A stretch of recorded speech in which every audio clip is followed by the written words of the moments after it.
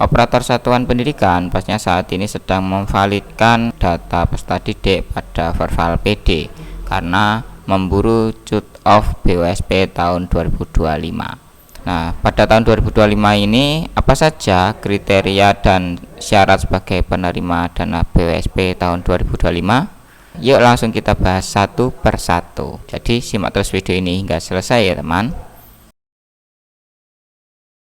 Nah, di sini adalah kata kuncinya untuk semua satuan pendidikan untuk penerima dana BOSP adalah pendidikan formal, pendidikan non formal, dan juga informal yang memiliki legalitas dan juga memiliki izin operasional pastinya ya.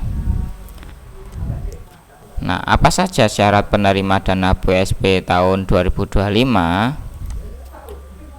Untuk ketentuan penerima dana BOSP sesuai Permendikbudristek nomor 63 tahun 2023 teman-teman ya.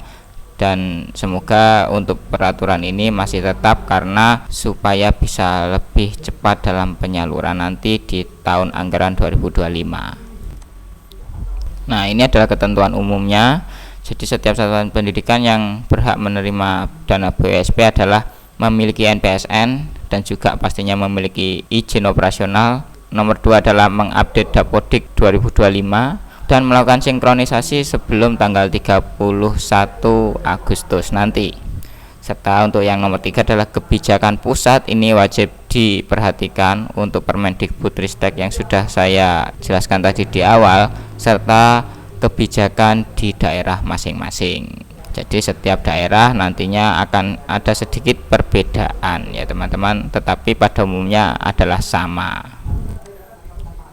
Nah, apa yang perlu diperhatikan oleh satuan pendidikan supaya bisa menerima dana BOSP tahun anggaran 2025? Ini adalah syarat khusus supaya nantinya satuan pendidikan bisa menerima dana BOSP. Yang pertama adalah memiliki NPSN dan juga IJOP masih berlaku.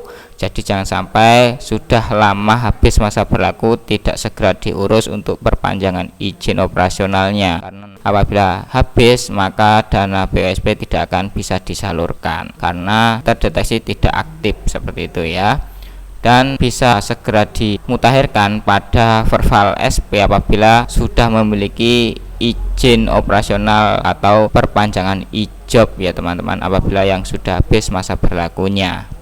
Kemudian sinkronisasi Dapodik 2025 sebelum tanggal 31. Jadi teman-teman harus bisa melakukan sinkronisasi dan nanti datanya yang diambil adalah data sinkronisasi terakhir. Kemudian yang nomor 3, satuan pendidikan memiliki rekening sesuai ketentuan yang telah ditetapkan oleh kementerian atau yang sudah diinstruksikan daerah masing-masing, seperti itu ya. Yang nomor 4, untuk data peserta didik yang akan diambil datanya sebagai acuan data penerima dana BOSP adalah peserta didik memiliki NISN yang valid. Jadi tidak ada yang namanya residu, khususnya residu NISN, baik residu NISN ganda maupun residu NISN kosong. Kemudian yang nomor 5 adalah satuan pendidikan menyusun RKAS 1 tahun anggaran 2025 nanti. Jadi teman-teman mulai saat ini bisa segera dipersiapkan untuk menyusun RKAS-nya sesuai PBD atau hasil bedah rapor pendidikan yang sudah teman-teman unduh tahun 2023 ya. Ini penting bagi teman-teman semuanya. Jadi setiap satuan pendidikan, baik satuan pendidikan yang baru ataupun yang lama, pertama adalah koordinasi dengan Dispendik untuk syarat pengajuan dana BOSP tahun anggaran selanjutnya supaya apa? Tetap mendapatkan rekomendasi untuk penyaluran. Kemudian nomor 2, Satpen masuk SK penerima alokasi dana BOSP. Jadi nantinya apabila sudah ditarik datanya saat cut off BOSP akan muncul yaitu SK penerima alokasi dana BOSP di tahun anggaran 2025 nanti. Kemudian teman-teman apabila sudah tahu dan sudah mendapati nama satuan pendidikannya masuk pada SK tersebut, teman-teman silakan menyusun dan mengusulkan RKAS-nya untuk 1 tahun ke Arkas di perencanaan. sebelum bulan Januari pastinya ya, kalau bisa sudah selesai, atau bulan Desember atau bulan November itu lebih baik ya. Dan bagi teman-teman yang baru atau satuan pendidikan yang baru, silakan mengusulkan proposal pengajuan dana bantuan operasional ke dinas pendidikan masing-masing untuk bisa diusulkan dan mendapatkan rekom seperti itu ya, sebelum nanti menggunakan RKAS-nya, karena nanti akan diaktifkan untuk akun di NPSN teman-teman, seperti itu ya. Dan syarat khususnya di sini adalah satuan pendidikan yang telah melaporkan realisasi penggunaan dana BOSP dan tutup BKU sampai bulan Desember untuk tahun sebelumnya. Ini sangat penting karena untuk keberlanjutan penerimaan dana BOSP supaya tidak terdapat silpa, seperti itu ya. Dan pastikan untuk pelaporan sesuai ketentuan kebijakan yang sudah ditentukan, yaitu maksimalnya adalah bulan Januari untuk tahun anggaran 2024 supaya tidak terkena denda ataupun bisa disalurkan untuk dana BOSP tahun anggaran 2025 tahap 2 nanti, seperti itu ya. Nah, di sini adalah catatan bagi teman-teman semuanya.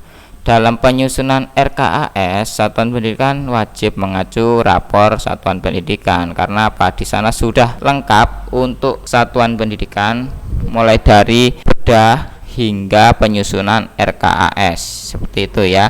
Karena di sana ada RKT yang diisi, dan dari RKT itulah bisa dimasukkan RKAS mana saja yang bisa masuk anggaran atau membutuhkan anggaran dari pelaksanaan kegiatan. Kemudian untuk khusus BOP kesetaraan di tahun anggaran 2025, penerima dana usia paling rendah 7 tahun dan belum memasuki usia 25 tahun atau kurang dari 25 tahun ya, untuk pengambilan database-nya otomatis yang memiliki NISN valid, seperti itu ya. Baik teman-teman, mungkin itu untuk penjelasan singkat untuk kriteria BOSP tahun 2025 sesuai Permendikbudristek nomor 63 tahun 2023, yang mana teman-teman untuk peraturannya bisa unduh pada portal Sobat Dikmas nanti di pedoman satuan pendidikan ya. Dan untuk mengetahui apa saja ketentuan untuk masuk SK sebagai penerima alokasi dana, bisa simak video saya yang sebelumnya ya, tentang jalan pintu masuk SK penerima dana BOSP. Baik teman-teman, mungkin itu untuk informasi kali ini. Apabila ada pertanyaan silakan tanya pada kolom komentar, nanti kita bisa diskusi di sana yang teman-teman pertanyakan. Dan bagi teman-teman jangan lupa kunjungi portal Sobat Dikmas, nanti silakan uli-uli pada pedoman satuan pendidikan di sini ya, karena di sini sudah saya sediakan untuk dokumen-dokumen yang terbaru. Dan bagi teman-teman yang membutuhkan video kumpulan tutorial terkait Dapodik ataupun yang lainnya, bisa kunjungi pada menu di sini ya. Terutama untuk Dapodik, verbal dan juga lain-lain sudah lengkap saya sediakan untuk dasar-dasarnya ya, dan bisa teman-teman pahami.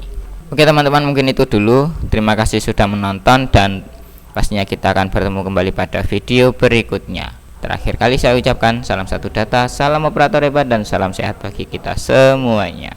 Terima kasih.